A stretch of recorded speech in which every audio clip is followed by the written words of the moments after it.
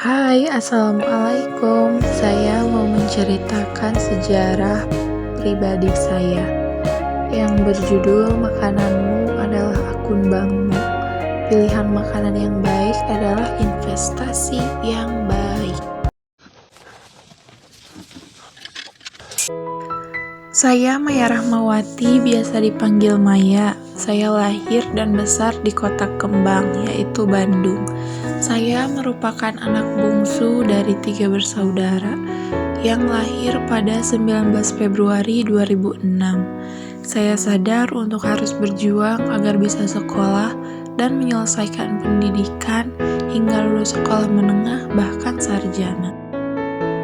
Pada tahun 2010 adalah tahun yang tidak akan pernah terlupakan. Ibu berlari-lari mengajak saya ke satu di antara TK di desa, yang lokasinya tidak jauh dari rumah. Masih ingat betul bahwa ada anak seumuran saya merengek kepada ibunya untuk meminta pulang. Sambil mengusap keringat, ibu menyodorkan amplop warna coklat, sambil sesekali mohon keringanan pada bapak berseragam coklat yang saya ketahui sebagai kepala sekolah.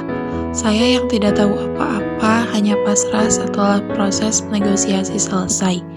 Ibu mengatakan bahwa saya sudah mulai masuk TK. 1 minggu kemudian, akhirnya sekolah sudah mulai masuk. Pagi-pagi, ibu membangunkanku untuk segera mandi. Setelah siap semuanya, ibu mengantarkan dengan berjalan kaki karena jaraknya dekat. Ibu membiasakan saya untuk mandiri, siap-siap sendiri, berangkat juga sendiri. Ketika berangkat ke TK pun, saya jarang diantar. Tetapi dengan niat mencari ilmu, insya Allah dipermudah. Setelah 2 tahun di TK, 2013 saya melanjutkan pendidikan ke jenjang sekolah dasar Sukarame yang lokasinya lebih jauh dari rumah. Di sana mendapatkan banyak teman dan pastinya beragam. Awal-awal saya diantar ibu untuk memilih bangku. Namun karena ibu sakit, jadi digantikan oleh kakak tercinta. Dari kelas 1 sampai kelas 5, begitu banyak cerita sedih atau bahagia yang sudah dilewati.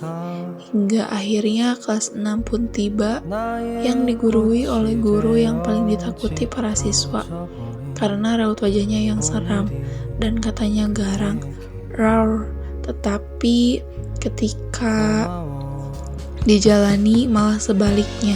Dia baik, fun, tapi kalau garang cuma ke cowok doang, soalnya pada bandel.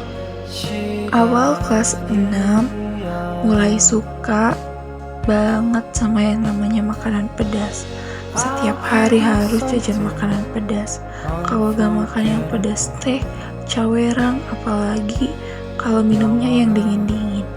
Suatu hari ketika setelah beres rumah, kakak membeli bakso yang pedes banget, nampol gila.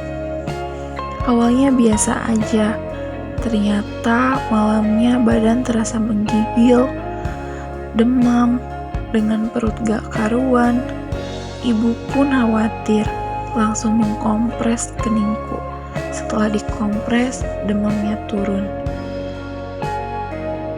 Sampai besoknya diperiksa ke bidan terdekat, dan setelah diperiksa ternyata hasilnya gejala tipes, yang diberilah obat pereda nyeri.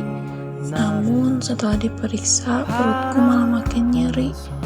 Akhirnya ayah memutuskan bahwa akan membawaku ke rumah sakit. Air mata turun tidak sadar karena tidak ingin dibawa ke rumah sakit. Ibu mencoba menenangkan dengan mengelus kepalaku. Sorenya kita pergi ke rumah sakit Ebah di Majalaya. Sesampainya di sana, ayah menguruskan surat-surat agar bisa ditangani secepatnya. Sedangkan saya dan ibu menunggu di UGD. Beberapa jam kita menunggu, akhirnya mendapatkan ruangan. Malam pertama terasa berbeda, tidur pun tidak nyenyak karena merasa terganggu dengan adanya infusan. Berusaha untuk tidur hingga pagi pun terbit. Ada tete-tete memberi air hangat untuk mengelap badanku. Pemeriksaan dokter sudah waktunya menunjukkan pukul 14.30. Dokter tersebut mengatakan bahwa penyakit yang dideritaku adalah tipes, lambung, dan DBD. Ibu dan ayah begitu terkejut mendengar akan hal itu. Begitupun saya. Di waktu itu juga saya harus diambil darah untuk melakukan pengecekan darah. Begitu sakit ketika jarum dimasukkan ke kulitku. Setelah pemeriksaan selesai, makanan sore pun datang.